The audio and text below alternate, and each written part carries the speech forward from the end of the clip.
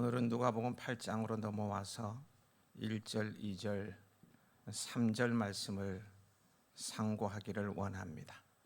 말씀으로 찾아오신 주님을 인격적으로 만나는 이 시간 되게 하여 주옵시기를 예수님의 이름으로 기도하옵나이다.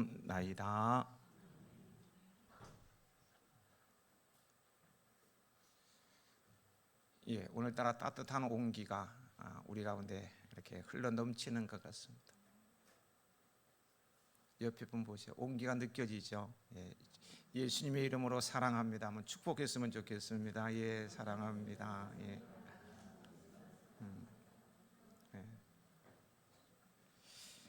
예.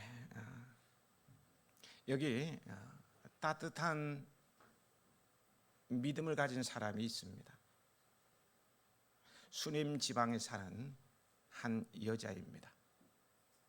그녀는 엘리사 선지자가 사역을 위해 그 지역을 지날 때마다 음식뿐만 아니라 잠시 쉬어갈 수 있도록 자기 집 옥상에 방을 하나 꾸미고 게스트룸으로 제공하였습니다. 그녀는 엘리사를 하나님의 사역자로 인정하고요, 존귀하게 여기며 자기의 소유로 엘리사를 주도면밀하게 섬겼던 것입니다. 참 따뜻한 믿음의 모습이 아닐 수 없어요. 하나님께서는 그런 그녀의 가정에 자녀가 없음을 보시고요, 아들을 선물로 주시는 참으로 크고 놀라운 은혜를 베푸시는 사건이 열왕기하 4장에 나옵니다만, 오늘 본문에도 자신의 소유로 주님을 섬긴 여자들이 소개되고 있습니다. 이들 역시 따뜻한 믿음의 여자들입니다. 예수님께서는 갈릴리 지방의 여러 도시와 마을을 두루 다니시면서 하나님의 나라를 선포하시며 복음을 전하셨어요. 예수님께서 선포하시는 하나님의 나라는 하나님의 통치가 온전히 이루어지는 것을 의미합니다. 이 하나님의 나라는 죄의 결과로 인해 영적, 정신적, 육체적으로 왜곡된 인간의 모습이 예수님의 사역을 통해 본래의 모습으로 회복되는 것을 포함합니다.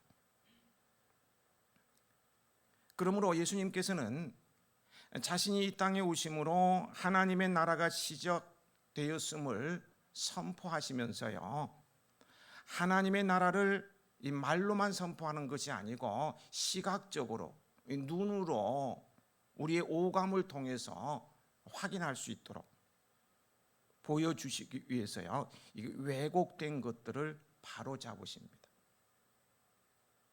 그것이 무엇입니까? 병든 자, 악귀에 시달린 자를 치료하신 거예요. 각색병자가 나음을 받으며 간질하는 자가 고침을 받고요, 맹인이 보며 못 걷는 사람이 걸으며 귀 먹은 사람이 들으며 죽은 자가 살아나며 귀신이 쫓겨나는가 하면은 마음이 가난한 자들에게 복음이 전파되는 이 사역을 통해서 영적, 정신적, 육체적으로 왜곡된 인간의 일그러진 모습을 본래의 모습으로 회복시켰던 것입니다. 하나님의 나라는 일그러진 우리의 삶이 완전히 회복되는 것이라는 거예요. 이렇게 영적으로, 정신적으로, 육체적으로 일그러진 우리의 인성, 일상, 인성, 성품 말하겠죠.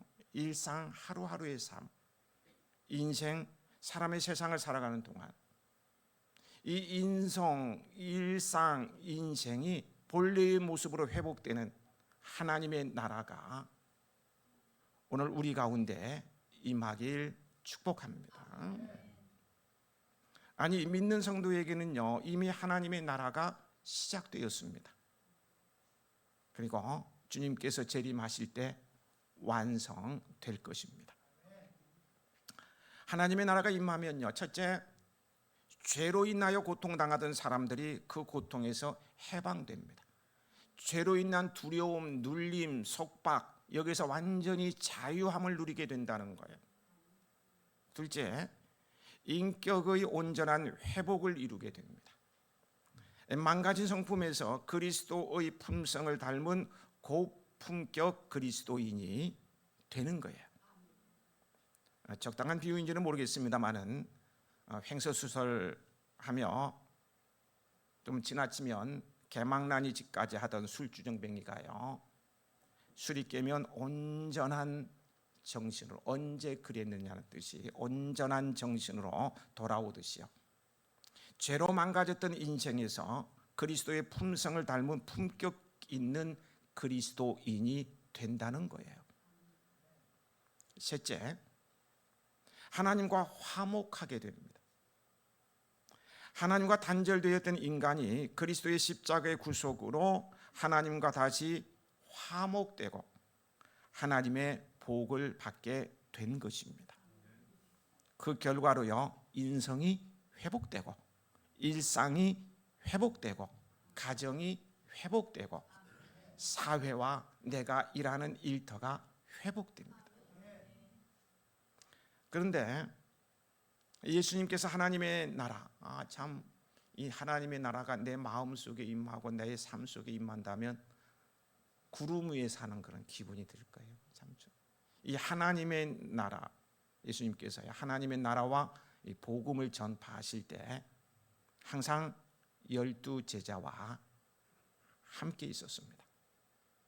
이 12 제자 이외에도요, 본문에 보면은 예수님의 공생애 동안 예수님을 따른 사람들이 많이 있었어요. 그 중에는 예수님과 그분의 공동체를 섬기면서 따른 여자들이 있었음을 본문을 통해 알 수가 있어요.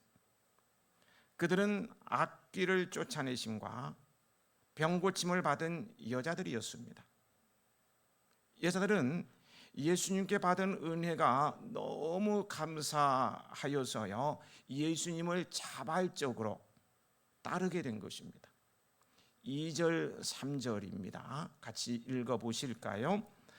또한 악귀를 쫓아내심과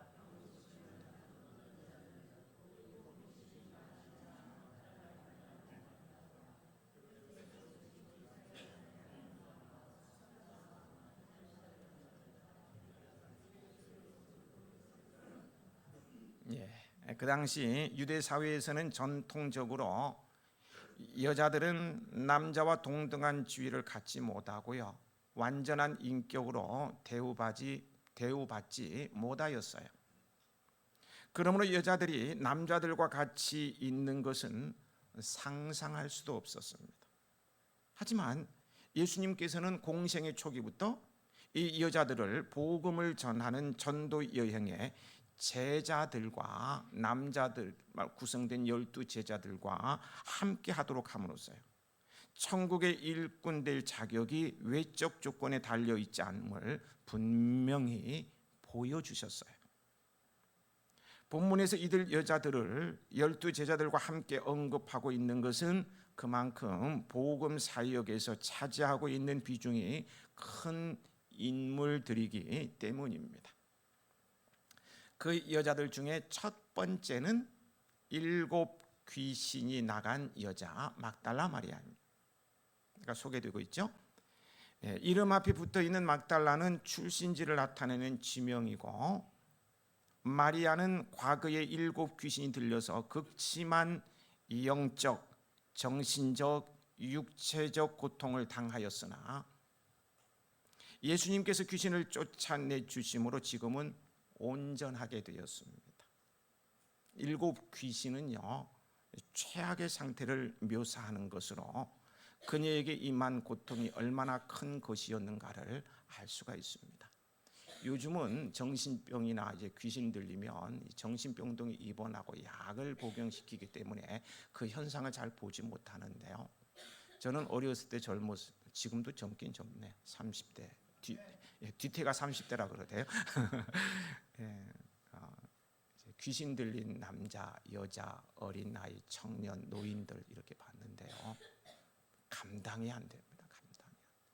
스스로 돌멩이로 자기 이빨을 부시기도 하고요. 성경에 나오는 게 그들이 제어인데요. 부모들이 뭐 제어할 힘이 없어요. 완전히 망가뜨리고 인성도 없고 일상도 없고 인생도 없어요. 그냥 망가지는 거예요. 귀신은요, 이 막달라 마리아 그녀의 인성, 일상, 인생을 완전히 망가뜨려 버렸습니다. 그런 막달라 마리아가 예수님을 만난 순간 상황이 완전히 바뀌었어요. 전혀 생각지도 않았던 그 생에 생각지도 않았던 일이 일어난 거야. 망가졌던 인성, 일상, 인생이 회복된 것입니다. 마리아는 지금까지 귀신들로 말미암아 고통을 당하는 것을 숙명처럼 포기한 채 있었는데 예수님께서 7 귀신을 쫓아내주심으로 모든 고통에서 풀려나고요, 새로운 삶을 살게 되었던 것입니다. 여러분, 그때의 마리아의 기쁨은 얼마나 컸겠습니까? 그 고통에서 해방된 기쁨은 무엇이라고 표현할 수 없었을 거예요. 마리아는 자신에게 은혜를 베풀어 주신 예수님께 얼마나 감사했는지 모릅니다. 자신의 인생을 새롭게 열어주신 예수님께 무엇을 해드려야 좋을지 몰랐어요. 그래서 마리아는 예수님을 따라다니며 자신이 할 수 있는 일이 있다면 작은 일이라도 하겠다는 심정으로 예수님을 자발적으로 따라 나섰던 거예요. 큰 은총을 입었으므로 예수님께 전적인 헌신을 하였을 것은 당연한 일이죠. 막달라 마리아는 예수님을 따랐던 여자들 가운데 가장 핵심적인 역할을 한 것 같습니다. 예수님께서 십자가에 못 박혀 운명하실 때 그 자리에 있었고요, 예수님의 시신이 매장되는 현장에도 있었고요, 안식 후 첫날 이른 아침에 예수님의 시신에 향유를 이제 발라드리려고 무덤까지 찾아갔다가 부활하신 예수님, 주님을 목격하고 나니 제자들에게 제일 먼저 부활 소식을 전하는 부활의 첫 증인이 되기도 합니다. 두 번째 언급되는 여자는 헤롯의 청지기 구사의 아내 요한나입니다. 여기 헤롯은 당시 갈릴리를 지배하던 왕 헤롯 안티파스이고요, 구사라는 인물은 정확히 알 수는 없으나 청직이라는 그의 직책을 보면은요, 왕의 재정을 관리하는 재정 담당관으로 보는 견해가 유력합니다. 그렇다면 이러한 직책을 가진 그의 아내 요한나는 매우 부유하고 사회적 지위가 높은 여자였음에 틀림없습니다. 구사는 예수님께서 그 아들을 낳게 하셨던, 죽어가는 그 죽음과 다름없는 아들을 낳게 하셨던 그 요한복음 4장 46절 이후에 나오는 왕의 신하일 것이라고 추측하기도 하는데요, 만약 그럴 경우 그의 아내 요한나가 예수님을 따르며 섬겼던 이유는 각별한 셈입니다. 자식이 병이 들어 거의 죽게 되었을 때 부모의 심정은 어떠했겠습니까? 직접 경험해 보지 못해도 상상만 해도 그 마음을 헤아릴 수 있을까요? 얼마나 기가 막힌 상황이겠습니까? 막 대신 죽어주고 싶을 거예요. 예수님께서 자신의 아이를 살려주신 것은 그녀에게 있어서는 정말 놀라운 은혜입니다. 자신의 생명과도 같은 아이의 생명을 구원해 주신 은혜를 무엇으로 갚을 수 있겠습니까? 요한나는 즉시 예수님을 믿고 따랐을 거예요. 남편이 왕의 신하이기 때문에 예수를 믿는다는 그 자체가 큰 모험일 수도 있지만 남편이 쫓겨날 수도 있을 거예요. 그럼에도 불구하고 아들을 살린 그 은혜를 생각하고 즉시 예수님을 믿고 따랐어요. 그녀는 다른 여자들과 함께 예수님을 섬기는 일에 매우 적극적이었습니다. 예수님께서 돌아가신 후 시신의 향유를 바르기 위해서 무덤까지 갔다가 예수님의 부활을 사도들에게 전했던 여자 중 한 사람이기도 했습니다. 세 번째는 수산나와 다른 여자들입니다. 이들 또한 예수님께 은혜를 입은 자들입니다. 수산나라는 이름의 뜻은요, 백합인데요, 그 이름대로 매우 경건한 여자이었을 것이라는 추측 외에는 그녀에 대해서 알 수 있는 자료가 없습니다마는 분명한 것은 본문이 말하고 있듯이 병에서 치료받았다는, 어떤 중한 병에서 치료받았을 것입니다. 이들 여자들은요 모두 예수님께 은혜를 받고서 그 은혜에 감사하여 예수님을 따르기 시작한 것입니다. 귀신 들린 자리에서 치유받은 막달라 마리아도, 아이의 병을 고침받은 요한나도, 그리고 자신들의 병을 치료받은 수산나와 다른 여자들도 모두 환경은 조금씩 다르지만 예수님께 은혜 받은 것 때문에 예수님을 따랐어요. 그녀들은 처음부터 자신들이 무엇을 할 수 있다고 생각해서 따른 것이 아니지만 예수님과 함께 있는 것만으로도 감사해서 그냥 예수님을 따른 거예요. 이 세 여자에게 나타났던 치유의 역사 참 놀랍지 않습니까? 귀신이 쫓아, 7 귀신 쫓아나고 죽을 아들이 살고요, 중병, 고치지 못할 병을 고침받고, 놀랍습니다. 우리에게는요 큰 위로와 소망을 주어요. 왜냐하면은요, 왜 우리에게, 이 시대를 살아가는 나에게, 우리에게 위로와 소망이 되느냐 하면은요, 2000년 전의 이야기로 끝나는 것이 아니라 오늘도 그런 현상이 나타나기 때문입니다. 주님께서 보내신 성령께서는요 지금도 우리 가운데 역사하십니다. 믿는 사람 가운데 역사하셔요. 그래서 가끔 불치의 병에서 나음을 받는 사람도 있잖아요. 저도 고침을 받았어요. 귀신 들린 사람들이 쫓겨나는 거 저가 보고 쫓아내 보기도 있어요. 오늘도 그 기적이 일어난다는 거예요. 사람의 영과 정신과 육체를 괴롭히는 귀신을 오늘도 쫓아낸다는 거예요. 성령. 오늘도 이 사실은 계속 초대교회에 있었던 이 기적의 사건은 지금도 일어난다는 거 확실합니다. 확실합니다. 이런 은혜가 여러분에게 임하길 축복합니다. 예수님을 따르는 이 여자들을 보면서요 하나의 중요한 사실을 발견할 수 있습니다. 예수님께서는 막달라 마리아와 같은 낮은 계층의 여자와 요한나와 같은 부유한 계층의 여자를 모두 제자로 받아들이셨다는 거예요.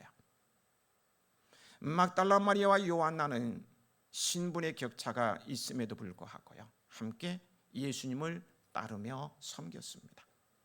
그리고 수산나와 다른 여자들이 함께 예수님을 따랐습니다.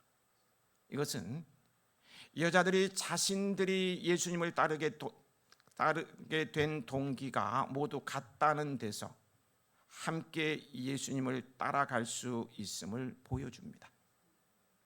신분이 높고 낮음과 상관없이 그녀들의 과거가 어떠하든지 예수님의 은혜로 구원받은 사실은 모두 동일합니다. 동일해요. 그러므로 그녀들은 모두 예수님께 받은 은혜, 이 한 가지를 기억하면서요, 이 한 가지만 기억하고 자신들의 신분의 격차를 상관하지 않고 서로 다투거나 누가 더 잘났는가 경쟁하지도 않고 겸손하게 함께 예수님을 따르며 섬겼습니다. 이처럼 이 하나님의 은혜를 체험한 사람들에게서 두드러지게, 뚜렷하게, 분명하게 하나님의 은혜를 체험한 사람들에게 두드러지게 나타나는 현상이 있습니다. 오늘 하나님의 은혜를 체험한 여러분에게도 이 현상이 뚜렷하게 드러날 것입니다. 뚜렷하게 드러날 거예요. 그것은 무엇일까요?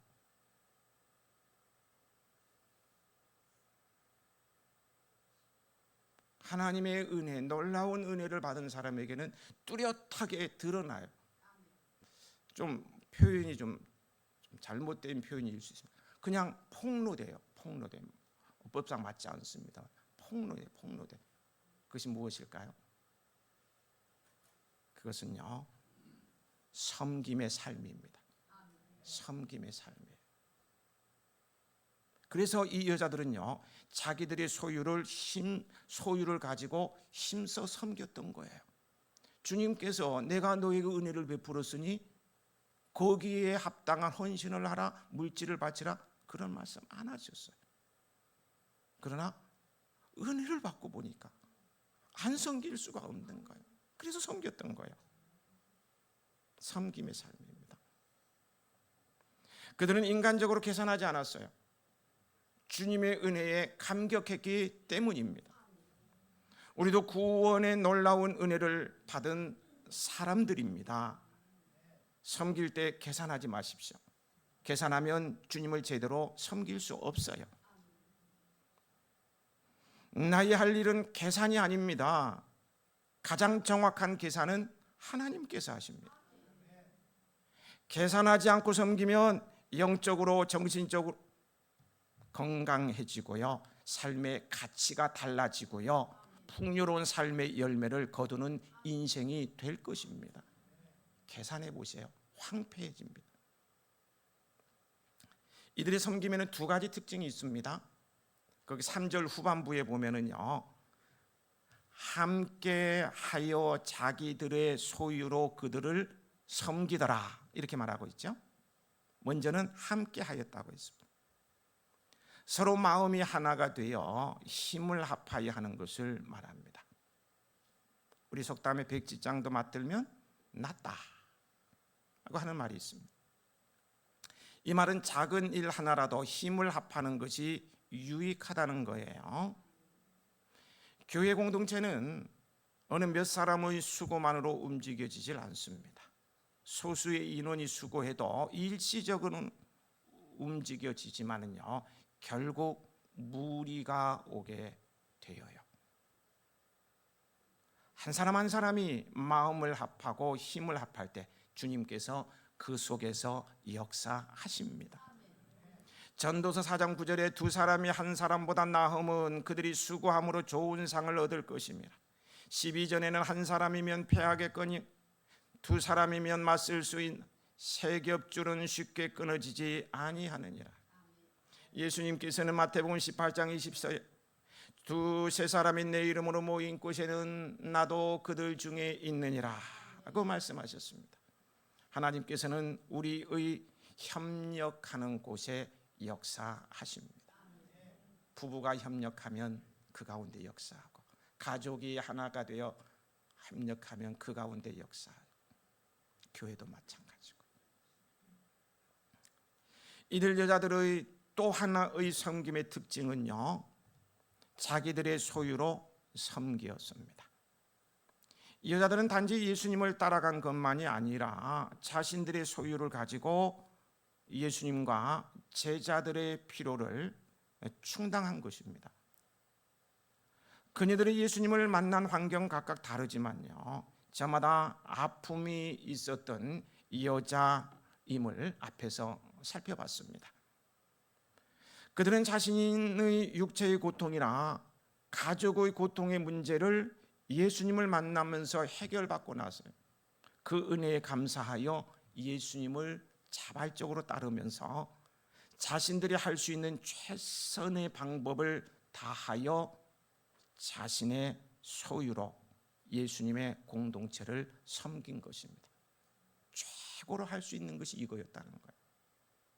더구나 이 여자들의 행위, 여자하면 천박한 여인, 근데 성경에 여자라고 나와서 이제 여자라는 표현을 씁니다. 제가 높여서 하는 말입니다.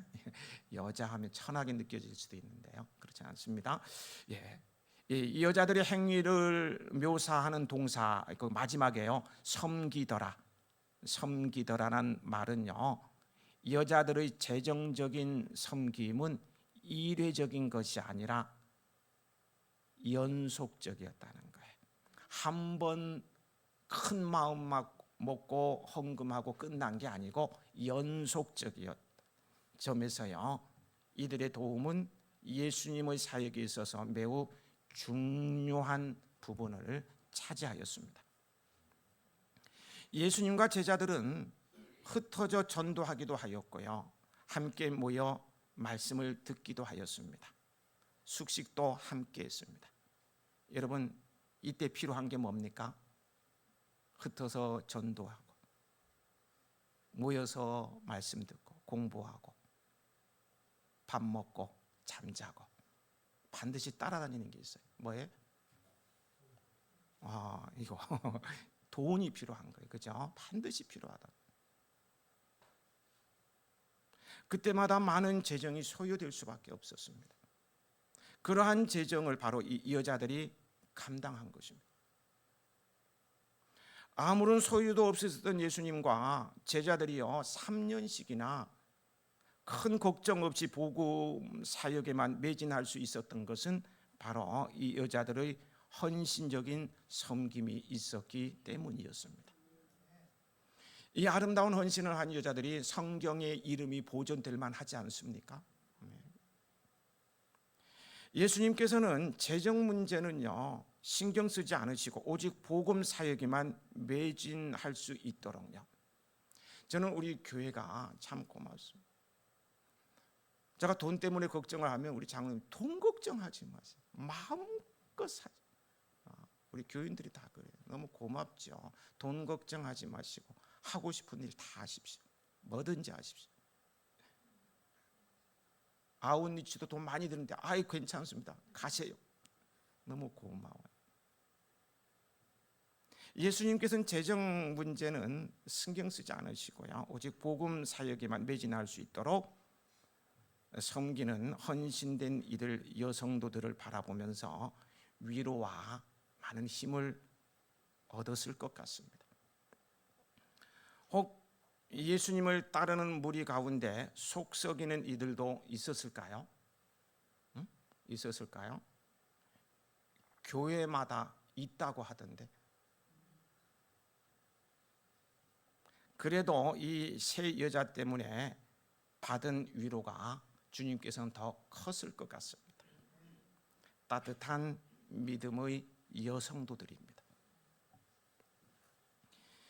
지금 여자들이 자기의 소유로 주님을 섬기듯이요, 복음을 위해서 하나님의 나라를 위해서 몸된 교회를 위해서 헌신하며 사후의 전 재산을 교회에 기부한다고 공증까지 하고 가져온 여성도가 있는 교회라면 괜찮은 교회이겠죠? 응? 우리 교회가 그런 교회잖아요. 그죠? 우리 교회가 그런 교회라. 복음을 위해서라면 모든 것을 바칠 수 있는 믿음은 고귀합니다. 여러분들은 복음을 위해 내가 가지고 있는 소유를 마음껏 그리고 많이 그리고 지속적으로 드릴 수 있도록 믿음의 복과 물질의 복을 달라고 기도하시고요. 그렇게 살 수 있으시길 축복합니다. 축복합니다. 이 시대에도 복음을 전하는 사역에는 많은 헌신자들이 필요합니다. 예수님께서는 주님의 일에 헌신된 사람을 사랑하셔요. 정말 사랑하십니다. 오늘도 예수님을 따르던 여자들과 같이 주님의 복음 사역지 곳곳에서요 많은 여자들, 여성도들이요 주님의 사랑을 받으며 남자들이 할 수 없는 영역에서 일을 하면서 온전한 헌신과 섬김으로 주님의 사역에 동참하고 있습니다. 남자들의 사역은요 분명 한계가 있습니다. 저는 그렇게 생각해요. 열이 사역의 완성이라면 남자는 2, 여자는 8, 그 정도 여자의 역할이 중요합니다. 목회도 그렇고요. 교회도 그래요. 지금 주님의 사역을 동참하면서요 남자들이 할 수 없는 그 영역에서 온전히 동참하고 있는 거예요. 이런 그 따뜻한 여성도들의 믿음의 손길이 있기 때문에요 복음은 우리나라뿐만 아니라 세계 곳곳에서 뜨겁게 전파되고 있는 것입니다. 국경 없는 의사들 모임 이런 데 가보면 전부 여자분들이 정말 결혼도 안 하고 그렇게 사는 것, 곳곳에서 뜨겁게 복음을 전파하고 있는 거예요. 주님의 일을 하는 여자들이야말로 진정 아름다운 여성입니다. 사론의 꽃이라고 저는 불러드리고 싶습니다. 사론의 꽃이라고 불러드리고 싶어요. 이렇게 헌신된 사람들에 의해 이루어지는 것이 하나님 나라의 일의 특징입니다. 오늘 그리스도의 몸된 교회는 언제든지요 엄청난 헌금을 바친 한 사람에 의해 형성되거나 유지되지 않습니다. 정상적인 교회는 그렇게 되지 않아요. 우리 교회도 보면은요 큰 부자도 없고 그렇다고 끼니를 걱정해야 할 정도로 그렇게 가난한 성도도 없는 것 같아요. 이런 분들이 최선을 다해드리는 헌금과 헌신으로 교회는 견고히 세워지고 있습니다. 우리 교회 정말 건강하고 괜찮은 교회입니다. 자긍심을 가져도 됩니다. 코로나를 겪으면서 더욱 또렷해지고 있습니다. 건강한 교회고 괜찮은 교회. 그리고요 예수님 당시에나 지금의 교회도 보면은요 앞에서도 말씀을 드리긴 했습니다만은요 많은 여자들이 봉사하고 헌신하는 일이 있음을 봅니다. 따뜻한 믿음입니다. 우리 교회도 따뜻한 믿음을 가진 여성도들의 여러 가지로 봉사하는 일과 뜨거운 헌신 섬김을 통해서 놀라운 부흥의 역사가 일어나길 기대하며 축복합니다. 이제 말씀을 마무리 짓는 질문입니다. 오늘 본문은 자신들의 소유로 주님을 섬긴 여자들이 어떤 사람들이라고 말씀하고 있었습니까? 악귀를 쫓아내심과 병 고침을 받은 자들이라고 말하고 있습니다. 왜 본서의 저자인 누가는 이 사실을 밝히는 것일까요? 왜 밝혔을까요? 그것은요 주님께 은혜를 받은 자는 누구든지 그 은혜에 보답하고 싶은 마음이 있게 마련이고 그 마음을 헌신으로 표출하게 된다는, 헌신으로 표출해야 한다는 것을 가르치기 위함입니다. 그렇습니다. 저와 여러분이 주님을 섬겨야 할 이유가 바로 여기에 있습니다.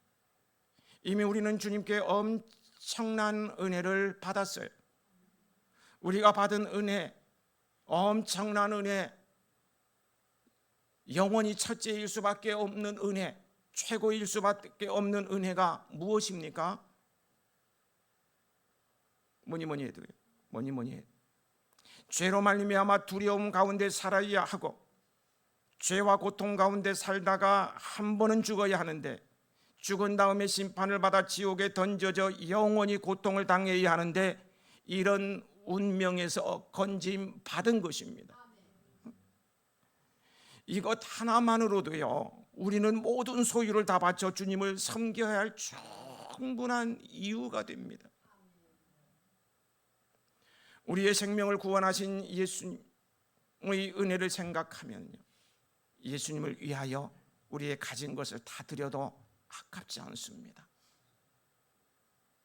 70년 혹은 80년의 생애를 사면서요, 이 영원한 삶을 멋지게 준비하는 것, 구원을 받는다는 것, 너무 큰 복 아닙니까? 다 드려도 아깝지 않아요.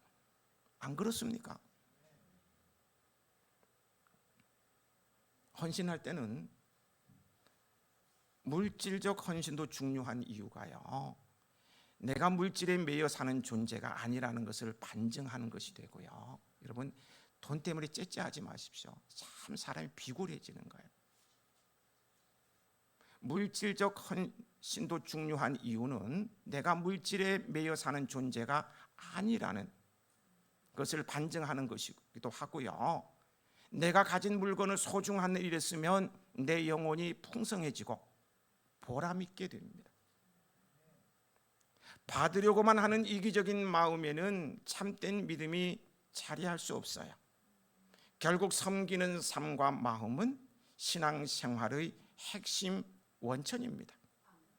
내가 가진 것을 나 외의 대상을 위해 주님의 이름으로 쓸 때 믿음이 자랍니다.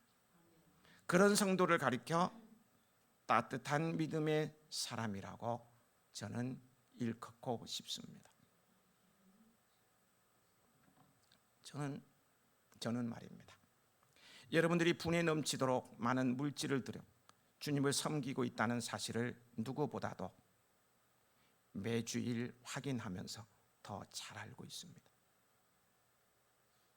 주님께서 여러분의 희생적인 헌신 섬김을 받으시고 예비하신 은복을 부어주실 것을 확신합니다. 예수님께서 벳세다 광야에서요, 한 소년이 자기의 모든 것을 바친 보리떡 5개와 물고기 2마리를 손에 들고요, 어떻게 합니까? 하늘을 우러러 축사하십니다. 내용을 설명해 드리지 않아도 되겠죠? 예수님 자신의 모든 것을 바친 소년의 그 모든 것을 바친 그것이 보리떡 5개와 물고기 2마리인데요, 그것을 손에 들고 하늘을 우러러 축사하셨어요. 축복하며 기도하셨어요. 그래서 어떤 일이 일어났습니까? 그 은혜가 너무 커서 설명을 못 드릴 것 같아요. 여러분 상상을 하시기 바랍니다. 우리는 흔히 오병이의 기적이라고 말하기도 하죠. 엄청난 은혜. 그때 일어난 기적을 기억하면서요, 있는 자리에서 최선을 다하는 우리 모두가 되십시다. 영적으로, 정신적으로, 육체적으로 일그러진 나의 인성, 일상, 인생이 본래의 모습으로 회복되는 하나님의 나라로 살아가는 저와 여러분이 되시길 축복합니다. 아버지 하나님,